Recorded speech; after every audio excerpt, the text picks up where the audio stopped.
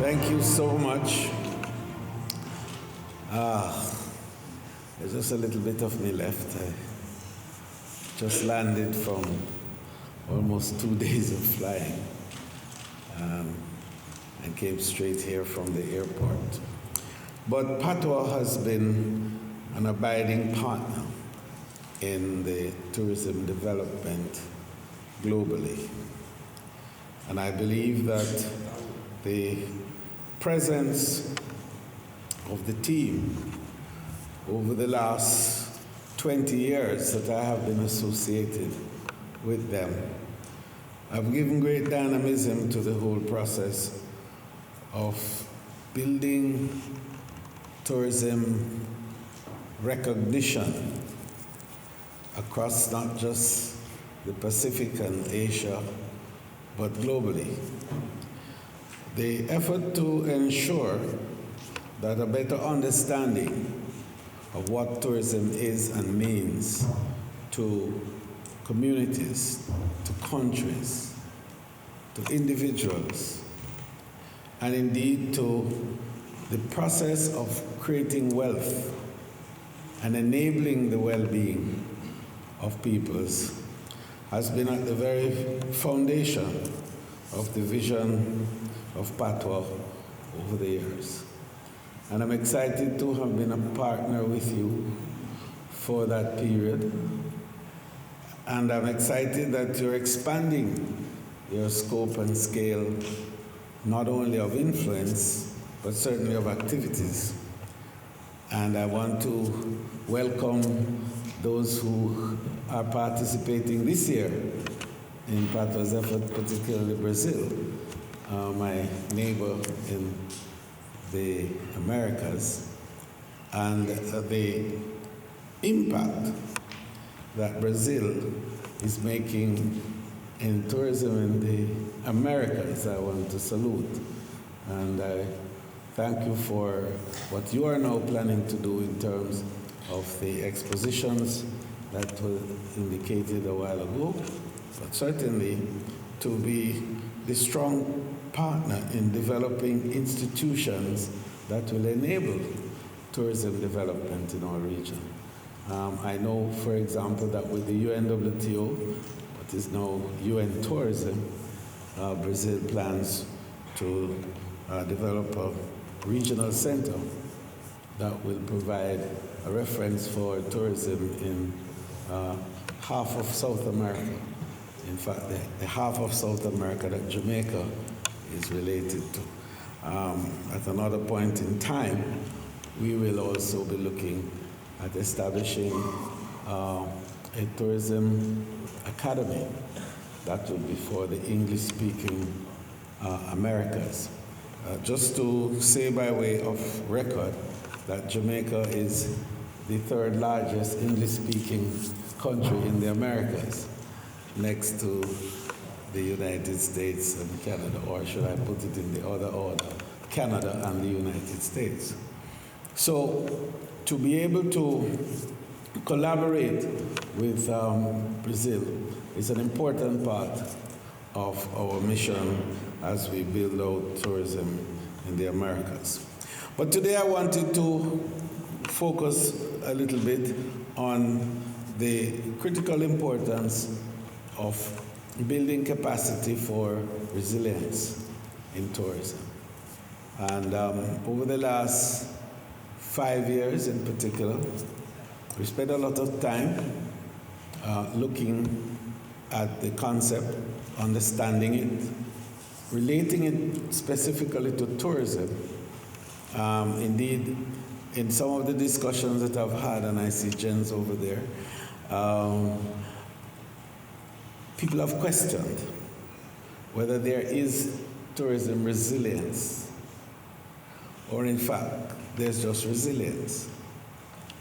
And I sometimes share the view that there is perhaps a thin line, only because tourism is really not a discrete entity unto itself. It's not a discrete activity. Like, let's say, industry, agriculture, or mining, or even energy. Tourism is really a confluence of many activities, numerous activities. And tourism really seeks to bring those activities together seamlessly to create a product or an experience, as we call it, that people consume and pay for, and pay a good price too. And the result of that enables economic growth and the creation of new communities, the expansion of physical development in areas. But more importantly, it enables the building of creativity and innovation. So to be able to secure a future for an activity that is as diverse as what tourism is requires a little more than just a basic understanding of certain givens. What it requires is a vast knowledge of so many areas of activity in the human space. And it requires deep thinking, constant changes of ideas, and the ability to convert ideas quickly into material goods and services, and to create action that are responsive, especially because the nature of tourism is that it is very vulnerable. And any activity that is so diverse is obviously susceptible to shocks and to various types of disruptions.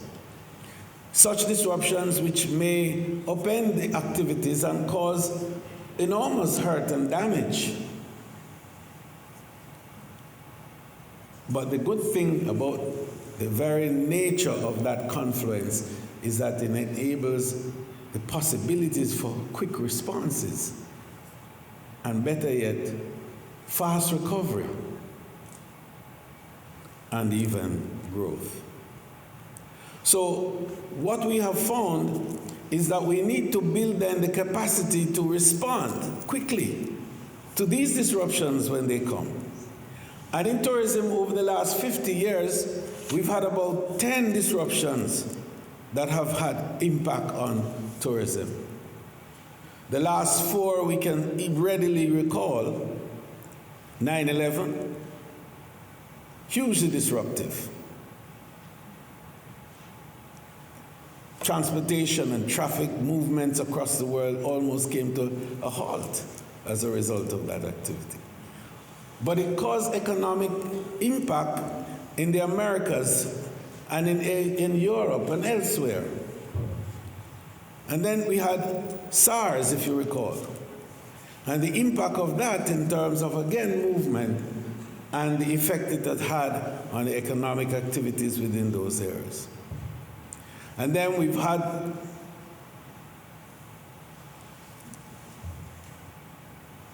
terrorism, and we could talk about that for a long while, and the impact that terrorism has had on tourism economies in countries across the Middle East, Europe, and elsewhere.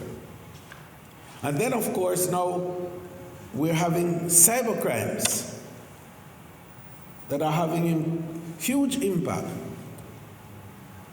on the security of people's store of value, and even more, their identity, where we have identity theft. And in fact, one of our largest tourism partners had their database hacked, 400 million database hacked, the effect of which was huge damage, not only to their operation, but to tourism activities in many places. And most recently, COVID-19. The effect of COVID-19 has been almost what we call the most existential threat that Anthropocene Earth has seen. No time in our history as a human family have we ever had a single event that has impacted everyone simultaneously in every corner of the earth. So what that did was to cause the cessation of activities, and tourism was the first and most significant casualty of COVID-19. Because one morning we woke up and the plane stopped flying. The ships stopped sailing. The hotels were closed. And suddenly there was zero economic activity in a host of countries, especially those that were hugely tourism dependent. And there are 25 such countries in the world. And my country, Jamaica, is the 13th in the list.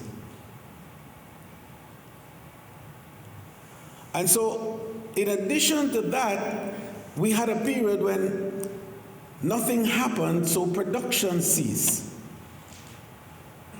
And the result of which there was no movement of goods or services, no trade. And we entered into a period that we call the entrepause, when nothing happened. And then through science and data and human ingenuity, we're able to navigate through that process. And we in Jamaica have had a good example to show of how we navigated through that. And we established innovations in so many areas. We created a resilient corridor, a corridor which is a geographical area within which we had all the arrangements to ensure the fullest compliance with all the rules of managing COVID that was available to us. The result was we had limited, if not negligible, infection rates within that region. And we were able to bring 1 million tourists within the first year after COVID within that space. But what am I saying then is that we were only able to do it because in 2017 we established something called the Global Tourism Resilience and Crisis Management Center at the University of the West Indies.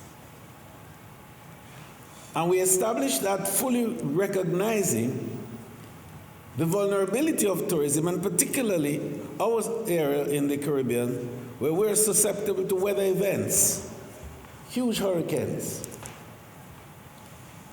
and some which were so devastating that it destroyed some islands completely. And we also recognized at the time the difficulty of recovery. So we had to establish what was needed, an institutional support mechanism that enabled us to track disruptions, identify them and track them, to mitigate against disruptions when they come, to recover, manage, and recover quickly, and then to thrive after. And those are the 5 key steps that I think are central for resilience building. And over the period, we've established satellite centers across the world, and we now have 5 in different parts of the world. And I make that point against the background that the future of tourism now is going to be hugely predicated on our ability to build resilience. Sustainability has been the discussion for a long time. But today we understand that for sustainability to be a reality, resilience must be the basis on which that reality is predicated. So I want to thank you for allowing me to make these comments today. And I want to say to you that the future for us all is going to be hugely dependent on our capacity to recognize quickly disruptions that are coming, respond fast, recover fast, and thrive thereafter. Thank you.